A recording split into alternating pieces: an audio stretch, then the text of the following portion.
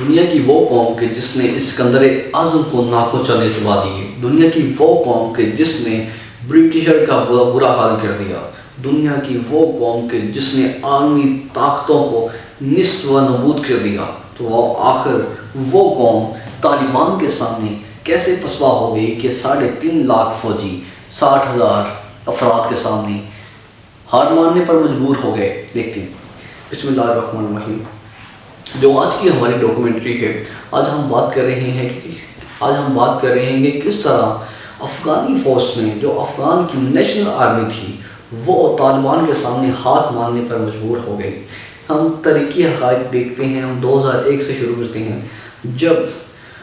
امریکہ یہاں پر آیا تو اس نے اپنی بیسز بنائی ہیں، اور بیسز بنانے کے بعد اس نے اپنی حکومتوں کا آغاز کیا۔ بیسیکلی انہوں نے پپٹ نمائندے وہاں پر مقرر کیے ہیں جو حکومت چلاتے رہے ہیں۔ پہلے بہت سارے نمائندے آئے ہیں، بہت سارے حکمران آئے ہیں، لیکن جو آخری حکمران وہاں پر رہا ہے جب تک وہ طالبان کے ساتھ امریکہ ڈیل کر رہا تھا، وہ تھا اشرف غنی۔ اشرف غنی کو بیسیکلی ایک ہی امید تھی کہ وہ یہی سوچتا تھا کہ امریکہ یہاں سے نہیں جائے گا، اگر جائے گا تو وہ اچھی خاصی ہماری جیب بھر کر جائے گا، کہ بھائی وہ اتنا پیسہ دے کے جائے گا کہ ہم اپنے حالات بہتر کر لیں اور اپنی فوج کو اور زیادہ اسٹرانگ کر لیں۔ لیکن اس سے پہلے وہ 20 سال کے عرصے میں امریکہ امداد کرتا رہا ہے افغانستان کی، اس کی کرنسی کو بہتر بنانے کی کوشش کرتا رہا ہے، یا اس قسم کی پالیسیز بناتا رہا ہے، یا اس کی فوج پر انویسٹ کرتا رہا ہے۔ ادھر اشرف غنی اور ان جیسے لوگوں نے بھی ایک اہم چال چلی، کیونکہ وہ جانتا تھا کہ امریکہ کو ان سے ضرورت ہے، ان کے ساتھ مفادات ہیں، اور وہ امریکہ سے ڈالر وغیرہ لیتا رہا ہے، اور وہ اسے واضح طور پر یہی پیغام بھیجتا رہا ہے کہ بھائی ہم تو یہ فوج پر انویسٹ کر رہے ہیں، ہم نے فوج کی اتنی تعداد بنا دی ہے۔ وہ ظاہری طور پر اسے دکھا دیتا تھا کہ اگر کوئی امریکہ کا آفیشیل بندہ آیا تو وہ 10,000 بندہ کھڑا کر دیا فوج کا کہ یہ ہم فوج ریڈی کر رہے ہیں، تو اس سے یہ بتا دیا کہ ہمارے پاس اس وقت نہ کوئی اتنے 3.5 لاکھ فوجی موجود ہیں، اگر طالبان قابض بھی ہونا چاہیں تو ہم یہ قابض نہیں ہونے دیں گے۔ لیکن ظاہری طور پر تو ایسا ہو ہی نہیں رہا تھا، ظاہری طور پہ تو اس سے الٹا تھا۔ لیکن امریکہ کے CIA کے ادارے یا امریکہ کی ایڈمنسٹریشن نے کوئی ایسی انویسٹیگیشن کرنے کی کوشش نہیں کی اس کے خلاف کہ ہم دیکھیں گے یہ کام کر بھی رہا ہے یا نہیں، جو ہمیں پالیسیز بتا رہا ہے، جو ہمیں تعداد بتا رہا ہے کہ فوج اتنی تعداد میں ہیں، ظاہری طور پر ہے یا نہیں ہے۔ لیکن انہوں نے صرف اس کی بات پر سر تسلیم خم کیا ہے اور کہا ہے ٹھیک ہے، اگر تم کہہ رہے ہو صحیح کہہ رہے ہو۔ اس 3 لاکھ فوج کو اپنے ذہن میں رکھ کے اس کی امداد کرتے رہے کہ آپ اپنی فوج کا پیٹ پالتے ہو۔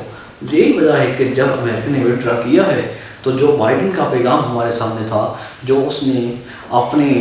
ممبرز کے سامنے کہا، کہ اس نے واضح طور پر اعلان کیا کہ ہم اتنی بڑی فوج تیار کر کے آئے ہیں افغانستان میں جس کی تعداد 3 لاکھ ہے، وہ آسانی سے جو 60,000 طالبان کے جوان ہیں ان پر اپنا کنٹرول جما لیں گے۔ لیکن انہیں خبر نہیں تھی، انہیں فکر ہی نہیں تھی کہ وہ تو جو سوچ رہے ہیں ویسا نہیں ہے۔ اور اگر ہم دوسری پالیسی دیکھیں، دوسری پالیسی یہ تھی کہ جب امریکہ وڈرا ہونے کے قریب تھا اور اپنی افواج کو حکم دینا چاہ رہا تھا کہ وہ یہاں سے نکلیں، تو NDF کے جو افغانستان کی خفیہ ایجنسی ہے ان کے چیف، یہ آفیشیل رپورٹ شائع ہوئی تھی الجزیرہ پر، کہ ان کے آفیشیل چیف گئے ہیں اشرف غنی کے پاس کہ آپ اس طرح کی پالیسیز بنائیں کہ ہم ان کا مقابلہ کر سکیں، اور ماہر لوگ مقرر کریں قندھار، کابل ان جیسے علاقوں میں کہ جو ایک اہم تصور کیے جاتے ہیں۔ لیکن وہ اس سے الٹ رہا تھا۔ الجزیرہ کی رپورٹ میں شائع کیا گیا تھا کہ اشرف غنی نے اپنے نیچے بندے مقرر کیے ہوئے تھے کہ وہ پیسے لے کر پولیس کے افسران مقرر کر رہے تھے یا فوج کے جرنیل مقرر کر رہے تھے، اور یہی وجہ بنی ہے کہ جب NDF کے چیف نے اسے کہا کہ آپ کو سوچنے کی ضرورت ہے کہ آپ اہم لوگ مقرر کریں گے جو ماہر ہوں، اور الٹا کہ اسے سراہا ہے کہ آپ نے بالکل صحیح بات کی ہے، یا اچھے لوگ مقرر کرے ان علاقوں میں جس کا وہ کہہ رہا تھا، بلکہ NDF کے جو چیف تھا اسے ہٹا دیا اور اپنا وفادار بندہ وہاں پہ لگا دیا، جس کا نقصان یہ ہوا کہ جب طالبان نے کنٹرول کرنا شروع کیا اور جس علاقے میں اس نے پیسے لے کر بندے مقرر کیے ہوئے تھے یا پیسے لے کر بندے بھرتی کیے ہوئے تھے، اس کا نتیجہ کیا ہوا کہ جو پیسے لے کر مقرر کیے ہوئے تھے وہ تو اپنی جان فکر کے در پر ہو گئے کہ بھائی ہمیں اپنی جان کی فکر کرنی چاہیے، وہ فوری شہر چھوڑ کر بھاگنے لگے۔ ان میں سے بعض نے اکثر ہتھیار ڈال دیے اپنی جان کی امان کے لیے، طالبان کے سامنے ہتھیار ڈالے اور اپنی اپنی جان کو امان پائی۔ دیکھتے ہی دیکھتے کہ 4 سے 5 ماہ کے عرصے کے دوران طالبان نے آہستہ آہستہ ان جیسے علاقوں کے اندر مقرر ہونے والے دوغلے یا پپٹ بندوں کو جرنل کے ساتھ معاہدے کیے اور ان کی جان بخشی۔ وہ آہستہ آہستہ پورے افغانستان پر قبضہ جما لیا انہوں نے کہ وہ پورے افغانستان پر قبضہ جما چکے ہیں۔ ہم امید کرتے ہیں کہ آپ کو یہ ہماری ویڈیو پسند آئی ہوگی۔ ہم کوشش کر رہے ہیں کہ پوری طالبان کی تاریخ کے اوپر آپ کو ڈاکومنٹری بنا کر سنائی جائے اور سمجھائی جائے کہ کس طرح طالبان کا آغاز ہوا اور جنرل ضیاء الحق صاحب نے یا جنرل مشرف صاحب نے اس میں اپنا کیا کردار ادا کیا، یا بعد ازاں کی جو پالیسیز کے اندر تبدیلیاں آتی رہی ہیں وہ ساری آپ کے سامنے رکھیں گے۔ تو پاکستان کی پالیسیز کے اندر تبدیلیاں آتی رہی ہیں کہ طالبان کے ساتھ کیسے